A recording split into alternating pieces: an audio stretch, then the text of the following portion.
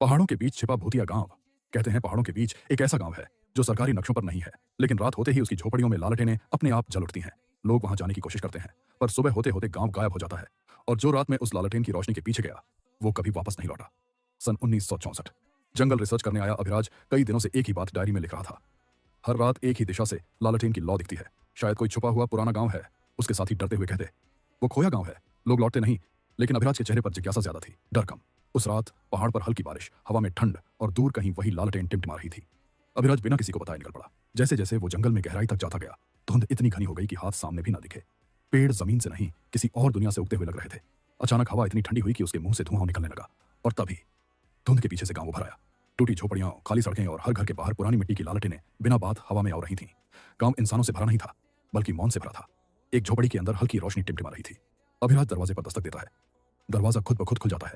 अंदर वही बूढ़ी औरत, चूल्हे के पास, लेकिन उसकी परछाई मानव की परछाई जैसी नहीं थी। ऐसा लगता था जैसे दो लोगों की परछाइयां एक साथ चल रही हों। वो मुस्कुराती है। बहुत दिन लगा दिए, हम तुम्हारा इंतजार कर रहे थे। अभिराज कांपती आवाज में पूछता है, आप लोग कौन हैं? औरत धीरे से सिर घुमाती है। उसकी गर्दन असामान्य तरीके से लंबी और टेढ़ी हो जाती है। हम वो हैं जो इस गांव के साथ समय में फंस गए हैं। रात में गांव जगता है, सुबह मिट जाता है।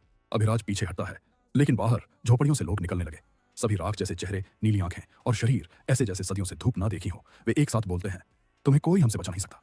अभिराज भागने के लिए मुड़ता है, लेकिन अचानक धुंध फटती है और सामने एक पत्थर का पुराना कुआं दिखता है। कुएं के ऊपर किसी ने ताजा लिखा था, वापसी यहीं से होती है अगर तुम कीमत दे सको। अभिराज जानता था कि गांव से भागना असंभव है, तो वह कुएं के पास जाता है। अंदर झांकता है। गहराई में अंधेरा नहीं, किसी और जगह की रोशनी दिख रही थी।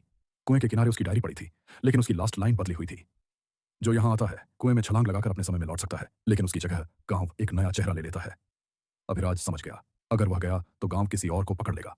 पीछे सैकड़ों नीली आंखें उसके करीब आ चुकी थीं। वो आखिरी बार बोलता है, अगर मेरे जाने से किसी और की जान बच सकती है तो ये सौदा मंजूर है।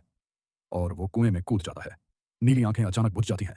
गांव धीरे धीरे धुंध में घुलने लगता है, जैसे उस रात उसने एक नई आत्मा पाली हो। अगली सुबह अभिराज के साथी उसे खोजने दोबारा जंगल पहुंचते हैं। वो जगह खाली थी, हमेशा की तरह, पर एक पत्थर पर ताजा नक्काशी दिखती है।